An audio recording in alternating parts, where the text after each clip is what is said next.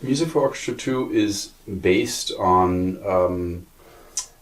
very simple form that in many compositions in the last years has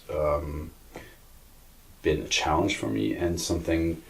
I have used to generate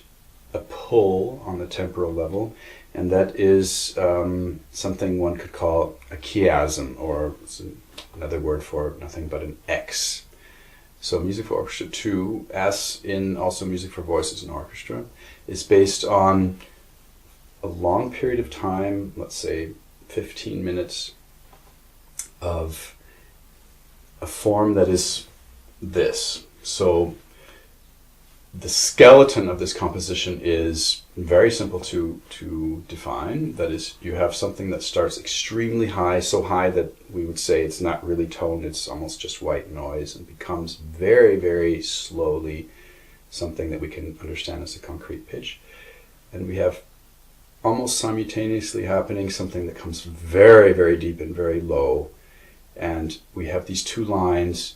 coming through a composition slowly, audibly and noticeably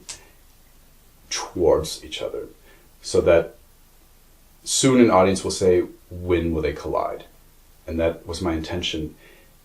The experiments I made with this, I made months and months of experiments on synthesizers and recordings and sine waves of just this skeletal form, just extremely reduced two lines, two sine waves, and programming the time. It's possible to do this with electronics. Composition is based nothing on electronics, but for the experiments I used electronics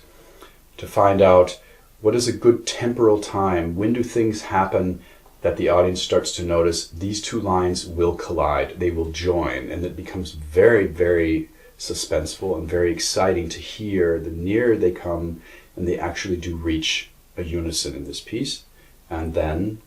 as if going backwards, they go away from each other. This is the basic skeleton of Music for Orchestra II. And I think it's very successful the way the seduction happens in this piece, also because all of the intervals that one is hearing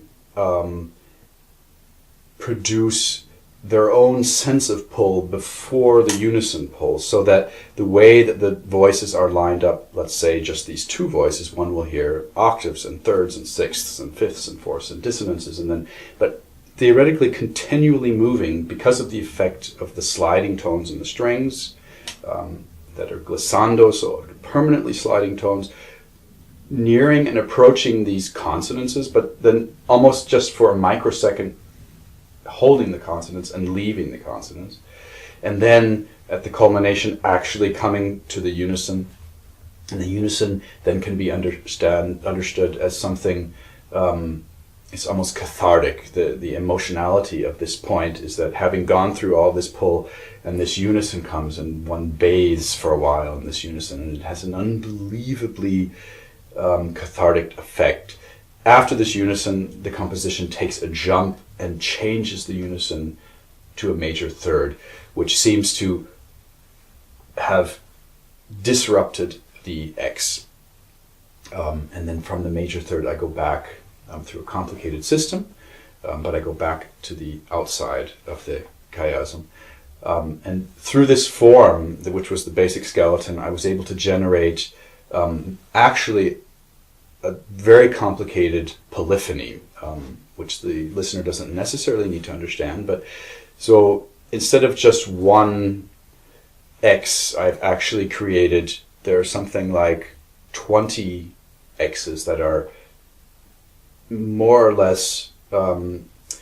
top of each other, so that each of the descending lines are coming at different tempos, so that one hears not only one line coming down, but 20 different lines at different points descending that all will meet as if it were a giant spinning wheel, and they all meet in the middle, so that it added very strongly to the effect of the descension of these lines. And also it becomes, which is very much to my liking in composition, it becomes extremely polyphonic,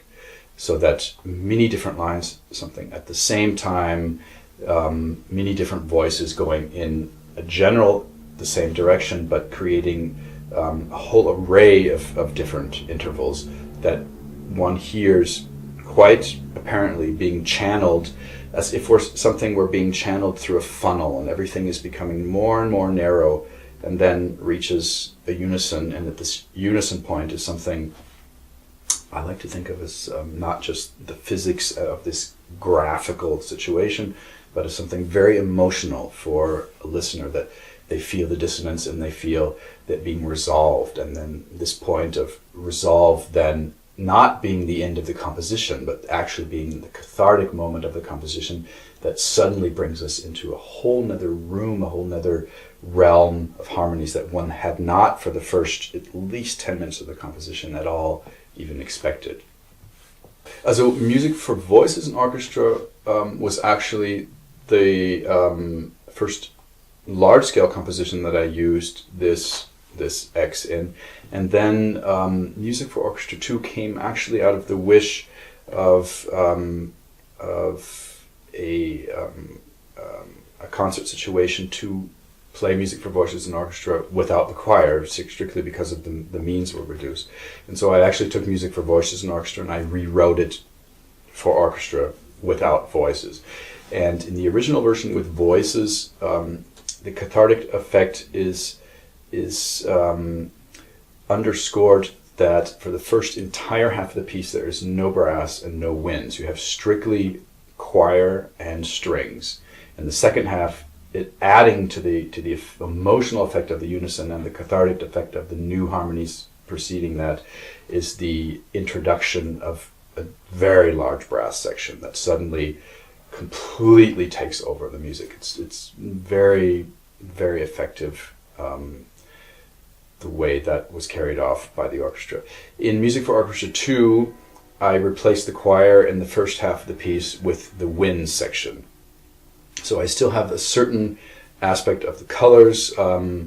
and the capabilities, for example, of many wind instruments, especially clarinet and flute, to actually do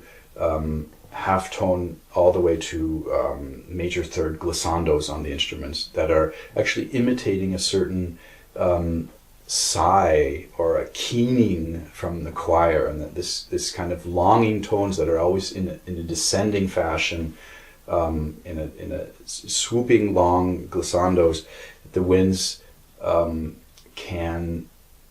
generate something that's almost not recognizable as wind instruments, but has a very strong human vocal quality.